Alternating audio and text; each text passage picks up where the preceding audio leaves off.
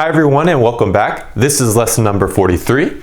In this lesson, we are going to be talking about the types of conditionals again. So in some of the previous lessons, we covered the type 0, the type 1, the type 2, and the type 3 conditionals.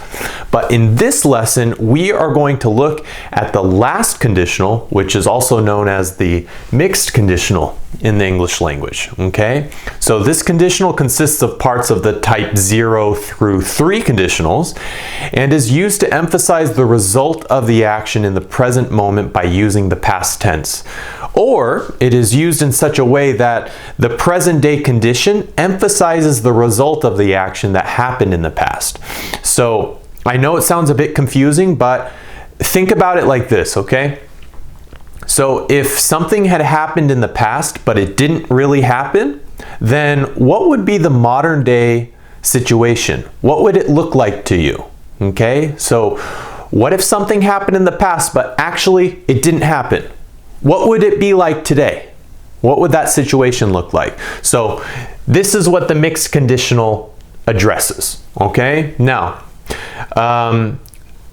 if you look here, we can see that the mixed conditional is made up of parts of the other conditionals. So for example, you can have the third conditional plus the second conditional. Those two go together. Or you can swap it around and you have the second conditional plus the third conditional. Okay, and that basically makes up the mixed conditional. So the mixed conditional is comprised of this formula right here. Okay, let's go ahead and look at some examples, and then afterwards we'll look at some of the modal verbs, such as, I think I've written them here.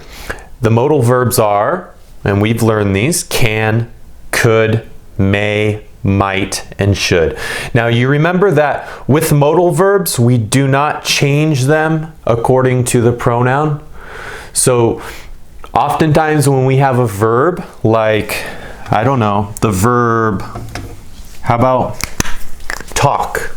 Okay, when we have the verb to talk, okay, and then you have pronouns like I, you, he, she, okay, and then we, and then they. Okay, when you have these, we have to conjugate the verb. Okay, so I talk, just normal. You talk. Okay, but then we get to he, she, and it becomes he, she, it talks. So we have to have an S right here, okay? Talks. We talk and they talk. And that's about it for a regular verb like this. However, these are modal verbs, meaning that they do not change. It's I can, you can, he, she can, we can, they can, and could. I could, you could, he, she could, we could, they could, and so on. Okay, so talk, like other verbs, they change. Modal verbs do not change, guys. Okay, so just remember that. Don't forget. So let's go ahead and look at, here we're going to look at what meaning they have in our example sentences over here. But let's go ahead and start right here, okay? If you had told me the correct time of the meeting, I wouldn't be late. If you had told me the correct time of the meeting, I wouldn't be late. So think about it. If you had told me the correct time, remember I said, what if something happened in the past, but it didn't happen? Well, in this case, we're explaining exactly that. Okay, we're talking about what if, okay, somebody had told you in the past, but they didn't tell you, what would be the result today? Okay, in this case, I wouldn't be late, so this person is late. Now, what would the result be? Do you know? Well, the result would be that you wouldn't be late, actually. Okay, so we're talking about something that happened in the past, but actually didn't, okay, in a mixed conditional, and what the result would be today. Okay, so the result would be that you wouldn't be late. Okay, but in this case, you are. All right, so as you can see, we're talking about how if something would have happened in the past, the current situation wouldn't have resulted as it did in the present day. And we'll see the same thing right here as well. So you ready? I wouldn't be locked out of the house if I had not forgotten my keys at work. Okay, I wouldn't be locked out of the house if I had not forgotten my keys at work. Locked out means that the door to your house or to your car or wherever is locked. It cannot open. Okay? So, I wouldn't be locked out of the house. In this case, you are locked out of the house. But if something happened in the past that caused you not to be locked out of the house, then the result today would be that you would be inside the house. But what happened? You had forgotten your keys at work. That's what happened. So you forgot your keys at work, and as a result, you were locked out of the house. Okay? So let's go ahead and look at another one. If the temperature wasn't so cold, I'd have gone swimming today. Okay? If the temperature wasn't so cold, I'd have gone swimming today. Now, we're talking about a situation where the temperature is pretty cold, right? It's too cold to go swimming. But if it was different, what would the result look like? The result would be that you would go swimming, okay? But in this case, you can't go swimming because it's too cold. So again, if the temperature wasn't so cold, I'd have gone swimming today. Now, you see how we have I'd? That's basically just I would. I would have gone swimming today. Okay? And here you can see we have the verb have. And then we have the past participle of to go, which is gone, right? So, for example, I just want to clarify something. I have gone, you have gone, he has gone, she has gone, we have gone, they have gone. But if you don't want to use have, you could say I went, you went, he, she went, we went, and they went. Okay? So let's go ahead and look at a few other ones. Okay?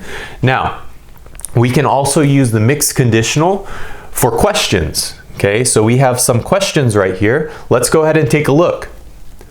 If you were a man, would have you gotten the job? So if you were a man, would have you gotten the job? Okay, so this is a question and we're trying to think of the result. The result being that you would have a job right now, but you didn't get the job in this case. Okay, was it because you're female? Was it because you are a girl that you didn't get the job? Well, in this mixed conditional sentence, we're addressing that. Okay, we're saying that if you were a man, hypothetically, like if you were born a man or a boy, would have you gotten the job? Would you have taken the job if you were a man? The employer, does he choose you based on your gender? All right, and next we have, would there be life on Earth if there had been no oxygen? Would there be life on Earth if there had been no oxygen? So, what would the result of today look like if there had been no oxygen? Would there be life? Would there be plants? Would there be trees? Would there be people? Would there be, the same animals that we have today? Okay, if there had been no oxygen. Okay, so the mixed conditional is addressing that sort of question. Okay, would there be life on Earth today if there had been no oxygen? All right, so remember the formula right here and it will be pretty easy. And you can look at our lessons on the type 0 conditional, the type 1 conditional, the type 2 conditional, the type 3 conditional, okay, and so on. Okay, and then this is the type 4 conditional that we have, which is the 5th conditional, which is called the mixed conditional. Okay, so we have the first conditional, second, third, fourth, and then we have the mixed conditional, the sort of 5th conditional that we have in the English language. Okay, and Basically, all these examples relate to the current time and call into question the present result if something would have occurred in the past. Okay? So you remember the modal verbs that we talked about earlier? Now let's go ahead and take a look at a few of them, okay, which we have covered in lessons 23 and 24. Okay, and then we're going to see how they can be used with the types of conditionals that we've learned in the past few lessons, okay? So remember, the modal verbs are can, could, may, might, should. Okay, can and could are a little similar, remember? We use could when we want to be very polite and like when we go to a restaurant. Instead of saying, can I have the menu? To be more polite to the waiter or the waitress, you could say, could I have the menu?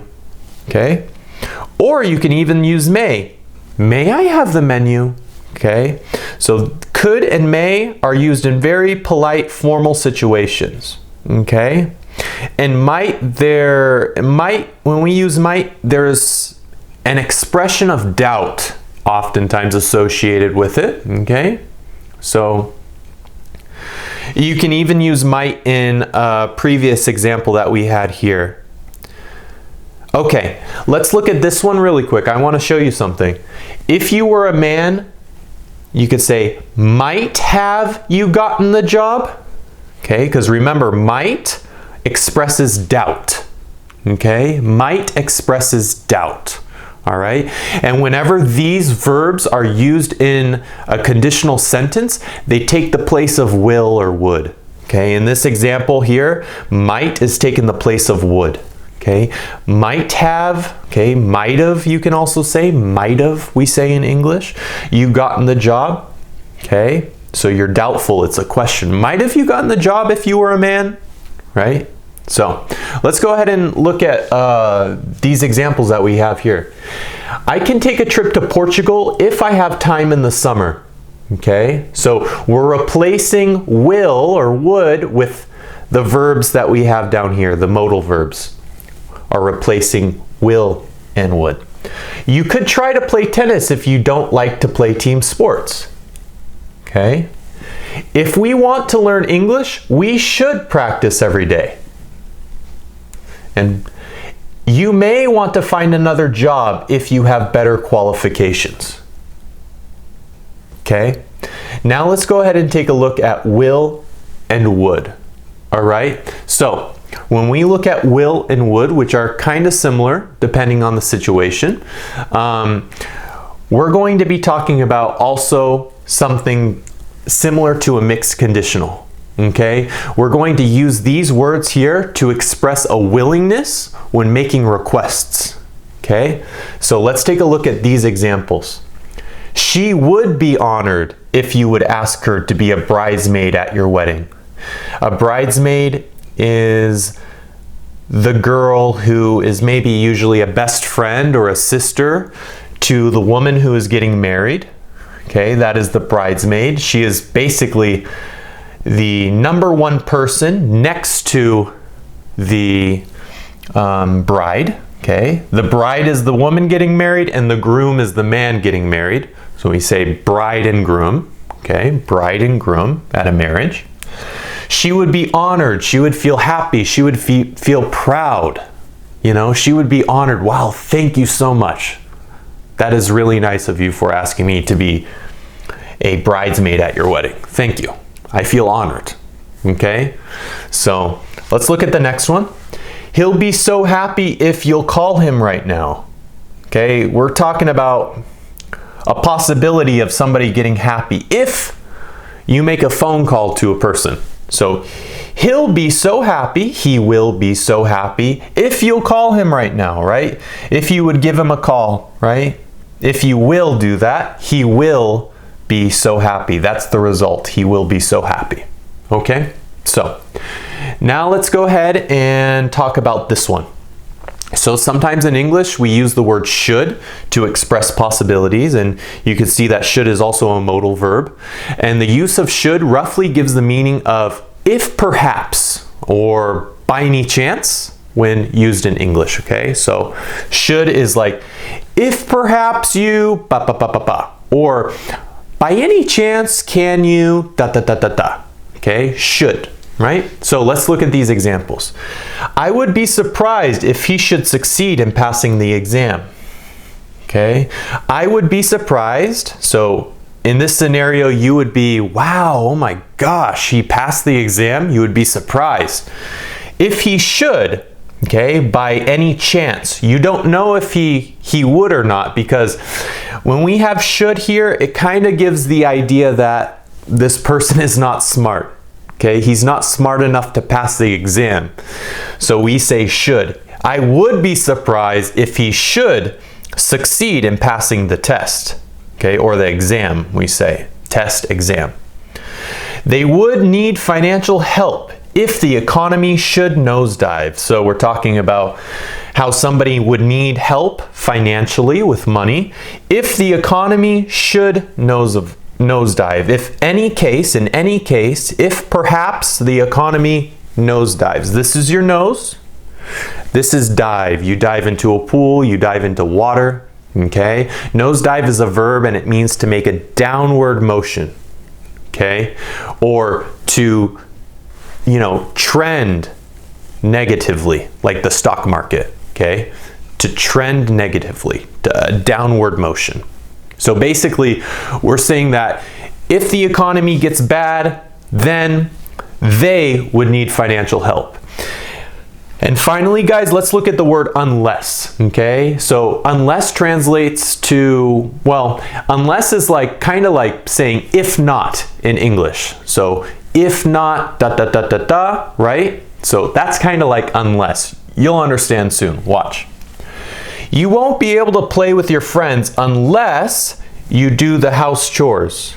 Okay, it's a condition. The condition is that you must do the house chores. If you do not do the house chores, guys, you won't be able to play with your friends. Okay? Now remember, when we have won't be able to, it's saying you will not be able to. You won't be able to. You will not be able to. Will. You will not. Similar to here. You will not be able to play with your friends unless you do the house chores. And finally, I won't be able to turn in my assignment unless I find out where it is first. So you lost your assignment, you don't know where your homework is, and you won't be able to turn it in, to give it to the teacher, to hand it in, to turn it in, to give it to the teacher, to give it to somebody in authority. Okay, to turn in. My assignment, okay, which is your homework, my homework, unless on the condition that I find out, I discover where it is first. Okay, where is the assignment? I don't know, but I won't be able to turn it in unless I find out where it is. Okay? All right, guys, so that just about sums it up for this lesson. This was the last lesson about conditionals, so I hope learning about them wasn't too hard for you. Please help the channel by hitting like and subscribe. And in any case, thank you so much for watching, and I'll definitely see you next time. Bye.